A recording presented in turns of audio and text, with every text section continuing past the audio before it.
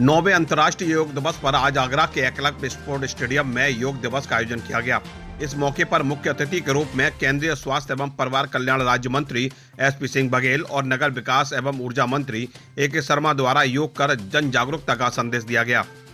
Stadium में आयोजित योग शिविर में बड़ी संख्या में स्कूल कॉलेज के छात्र छात्राएं, विभिन्न संगठन, सरकारी अर्ध सरकारी कर्मचारी सहित शहरवासियों को योगाचार्य द्वारा योग की विभिन्न क्रियाओं को कराया गया। इस अवसर पर केंद्रीय स्वास्थ्य एवं परिवार कल्याण राज्य मंत्री एसपी सिंह बघेल ने कहा कि योग हमारे देश की संस्कृति और संस्कार का हिस्सा है और पूरी दुनिया में इसकी पहचान प्रधानमंत्री नरेंद्र मोदी ने आज ही के दिन अंतर्राष्ट्रीय योग दिवस के रूप में दी है, जिसे पूरी दुनिया मना रही है। वहीं नगर विकास एवं ऊर्जा मंत्री ए.के. शर्मा ने कहा कि योग हमारे देश की संस्कृति सभ्यता की अनुपम धरोहर है और योग व्यक्ति को समष्टि से जोड़ता है। उन्होंने कहा कि योग शारीरिक श्रम नहीं बल्कि मन व्यक्ति को समष्टि से जोड़ने की बहुत बड़ी रचनात्मक विद्या है। देश की, हमारी संस्कृति की, हमारी सभ्यता की एक बहुत ही अनुपम धरोहर है। बहुत दिनों तक इसके बारे में लोगों को जानकारी नहीं थी, कम थी। हमारा ये पुराना ज्ञान, पुरानी जो विधा थी, वो धीरे धीरे लुप्त होती जा रही थी। योग के बारे में जितना भी कहा जाए उतना कम है। हमारा कोई भी शास्त्र, कोई भी ग्रंथ या कोई भी उपनिषद कहे, वेद कहे, सबने योग के बारे में बातें किया है, चर्चाएं की हैं और सबने अपने अपने ढंग से उसे परिभाषित भी किया है। किसी ने चित्त वृत्ति निरोध इत योग कहा है कि अपने मन की वृत्तियों के निरोध को योग कहते हैं। किसी ने गीता में भगवान ने योगा कर्मसु कौशलम कहा है कि आप अपने कर्म को अगर अच्छे ढंग से करते हैं तो वही एक योग, वही एक साधना है। तो इस प्रकार योग के बारे में व्यक्ति को समष्टि से जोड़ना, ये भी एक योग के बारे में उसकी एक परिभाषा की गई है। तो तमाम ग्रंथों ने, तमाम लोगों ने, हमारे ऋषियों ने, पूर्वजों ने योग के बारे में बहुत कुछ हमें बताया है। लेकिन ये दुर्भाग्य से ये हमारा ज्ञान ये खाली शारीरिक वर्जिश नहीं है, शारीरिक श्रम नहीं है, बल्कि मन व्यक्ति और समष्टि को जोड़ने का एक बहुत बड़ी विधा है। आज अंतर्राष्ट्रीय योग दिवस के अवसर पे मैं सभी देशवासियों को बधाई देता हूं, शुभकामना देता हूं और माननीय प्रधानमंत्री जी का धन्यवाद करता हूं कि उन्होंने योग की अपनी इस पुरानी विधा को, अपनी एक सांस्कृतिक धरोहर को नए आयाम में, अंतर्राष्ट्रीय आयाम पर पहुंचाया। आज के दिन मैं सबको कहूँगा कि अपने जीवन में योगा को अपनाएं। पर्यटन और भारतीय पुरातत्व सर्वेक्षण द्वारा बेबी ताज के नाम से विख्यात एतमादौला, फतेहपुर सीकरी और आगरा किला स्मारक में भी योग शिविर का आयोजन किया गया। आगरा किला में उच्च शिक्षा मंत्री योगेंद्र उपाध्याय, डॉक्टर भीमराव अम्बेडकर विश्वविद्यालय की कुलपति प्रोफेसर आशु रानी मुख्य अतिथि के रूप में भाग लेकर योग करते हुए सभी को करो योग रहो निरोग का देश और दुनिया को संदेश दिया। इस दौरान स्कूली छात्र छात्राएं, एएसआई कर्मचारी और बड़ी संख्या में मौजूद शहरवासियों को योगाचार्य द्वारा योग के विभिन्न आसन कराए गए। बाद में पत्रकारों से बात करते हुए उच्च शिक्षा मंत्री योगेंद्र उपाध्याय ने कहा कि योग को अंतर्राष्ट्रीय स्तर पर पहचान दिलाने का काम प्रधानमंत्री नरेंद्र मोदी ने किया है और पूरी दुनिया हमारी विद्या और विधा का अनुगमन कर रही है, जो व्यक्ति को शारीरिक और मानसिक रूप से विकसित करती है।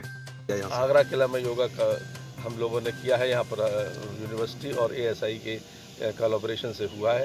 ये एक इस बात का संदेश है कि आगरा किला जिसने कभी हुकूमत की थी इस देश में, उस के माध्यम से वहाँ पर योग कर रहे हैं तो पूरा आगरा उसको फॉलो करे। ये हमारे माननीय प्रधानमंत्री जो मोदी जी की देन है कि पूरा विश्व हमारी उस विधा और विद्या का अनुगमन कर रहा है, अनुयायी हो रहा है, जो कि दैहिक और आध्यात्मिक यानी शारीरिक और मानसिक दोनों रूप से विकसित करती है व्यक्तित्व को।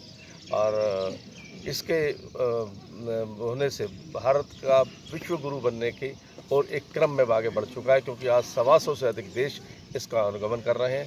पहले ये विद्या हमारी या विधा हमारी कुछ संपन्न परिवारों के ड्राइंग रूम में एक बुक्स की अलमारा में रख कर शोभायमान होती थी, लेकिन अब जन जन तक पहुंची है। इसके लिए मोदी जी को हमें आभार व्यक्त करना चाहिए। धन्यवाद। माननीय कुलाधिपति महोदय की प्रेरणा से और माननीय उच्च शिक्षा मंत्री जी आज यहाँ पर मौजूद हैं। सबके आगरा किले का, आगरा के बहुत सी विभिन्न संस्थाएं और डॉक्टर भीमराव अंबेडकर विश्वविद्यालय सभी ने मिलकर आगरा किले पर भी, फतेहपुर सीकरी में, हमारे विश्वविद्यालय परिसर में और कई अन्य स्थानों पर जैसे दशहरा घाट पर, सभी जगह विश्वविद्यालय के साथ मिलकर विभिन्न जो भी हमारी यहाँ संस्थाएं हैं उन सभी ने मिलकर के आज योग दिवस मनाया। तो योग बहुत आवश्यक है जीवन शैली के लिए और भारत को विश्व गुरु बनाने में जो एक महत्वपूर्ण हमारा आचरण है वो योग ही है, जो कि विश्व में स्थापित करेगा कि भारत ही विश्व गुरु है। अंतर्राष्ट्रीय योग दिवस पर इंडियन मेडिकल एसोसिएशन आगरा द्वारा जिले के 35 ग्रामीण और शहरी क्षेत्रों में एक समय पर एक साथ योग शिविर का आयोजन किया गया। 300 चिकित्सकों की देखरेख में करीब 5000 लोगों ने योग शिविर में भाग लिया। फतेहाबाद, किरावली, धनौली, रुनुकता जैसे क्षेत्रों में भी योग के प्रति लोगों में काफी उत्साह दिखाई दिया और तड़के इस शहर के पार्कों, स्कूलों, अपार्टमेंट के गार्डन और अस्पतालों के बगीचों में पहुंचना शुरू हो गए थे। आईएमए के अध्यक्ष डॉक्टर ओपी यादव और सचिव डॉक्टर पंकज नगाइश ने लोगों को योग को प्रतिदिन अपनी दिनचर्या में शामिल करने के लिए प्रेरित किया। चिकित्सकों का कहना है कि नियमित योग करने से नसों और मांसपेशियों से संबंधित समस्याओं को काफी हद तक दूर किया जा सकता है। बेसिकली योग दिवस तो डेली का है, रोज ही करना चाहिए, लेकिन आज विशेष रूप से जब इंटरनेशनल योगा डे है तो हमारा आईएमए पूरे आगरा में करीब 40 जगह पर अवेयरनेस हेल्थ लोगों के बीच में करना चाह रहा है। इसलिए सुबह 6:30 बजे से 7:30 बजे तक 40 स्थानों पर आईएमए ने योगा दिवस के लिए अवेयरनेस कैंप रखे हुए हैं। देखो, आज हम यहाँ सेंट्रल पार्क में सब इकट्ठे हुए हैं और यहाँ आज हम योगा कर रहे हैं। सामने पब्लिक के सामने इसलिए करें वो भी थोड़ा सा जागरूक हो और सोचे कि हमें अपनी हेल्थ भी अच्छी मेंटेन करनी है और थोड़ा सा मेडिटेशन भी होता है। तो आप स्ट्रेसफुल लाइफ से थोड़ा बाहर निकल के आते हैं, आपकी लाइफ स्टाइल सारी चीज़ें चेंज होती हैं।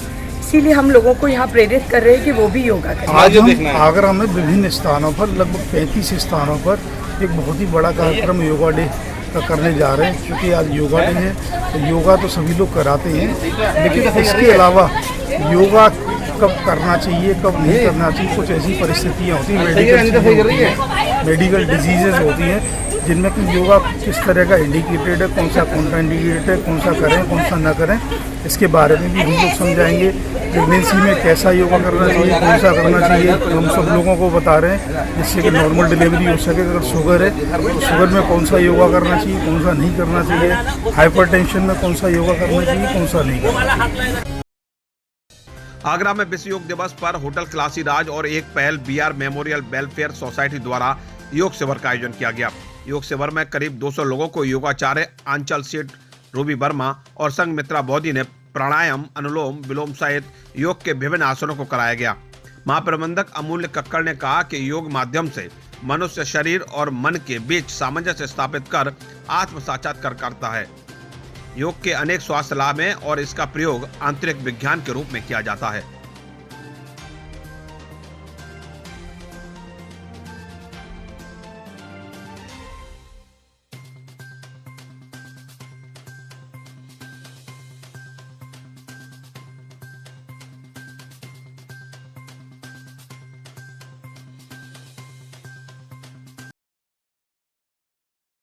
आज इस योग दिवस के अंतर्राष्ट्रीय योग दिवस के उपलक्ष्य में हम लोगों ने अपने स्टाफ के लिए, अपने गेस्ट के लिए योग दिवस का आयोजन किया। एक पहल संस्था के जो योग इंस्ट्रक्टर थी आंचल सेठ, उनसे हम लोगों ने संपर्क करके उनको यहाँ इनवाइट किया। आज उन्होंने योग की हमको योग कैसे किया जाता है, योग के क्या फायदे हैं, इसके बारे में उन्होंने हमको बताया। आगरा में नहीं बल्कि पूरे भारत में योगा को एक त्योहार के रूप में मनाया जा रहा है और जो कि काफ़ी अच्छी बात है। लेकिन त्योहार जैसे कि दिन तक सीमित होते हैं वैसा नहीं होना चाहिए। Yoga should be made part of life, बहुत इम्पोर्टेंट है। और इसी को ही आंचल सेठ ने, जो कि यहाँ की इंस्ट्रक्टर है जिसने आज योगा कराई है, सबको बताया। और आज का जो कार्यक्रम है वो आंचल सेठ ने काशीराज के सपोर्ट से इसको किया है और एक पहल भी इसका भागीदार बना है। और मैं रिक्वेस्ट करूंगा सारे जितने भी आगरा के लोग हैं वो बस अपनी हेल्थ को इम्पोर्टेंस दें, क्योंकि फाइनली जो भी सामाजिक या जो भी हम लोग कोई भी कार्यक्रम करते हैं उसके लिए सबसे इम्पोर्टेंट पहले हेल्थ है। और आज हमने कॉमन योगा प्रोटोकॉल फॉलो करा है, जो कि मिनिस्ट्री ऑफ आयुष से ही आया है। कॉमन योगा प्रोटोकॉल पिछले 8 सालों से और इस साल भी वही योगा प्रोटोकॉल फॉलो हुआ है, जिसमें हम कुछ चालन क्रियास करते हैं, बॉडी की लूजनिंग प्रैक्टिसेस जिनको हम सूक्ष्म व्यायाम भी कहते हैं।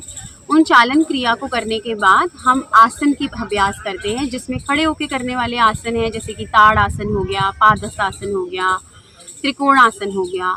फिर हम बैठ के करने वाले आसन करते हैं जिसमें कि भद्रासन हो गया और अर्धोष्ट्रासन हो गया। और फिर सुपाइन लाइन पोस्चर्स करते हैं, पेट के बल लेट के करने वाले आसन, भुजंग आसन जैसे हो गया।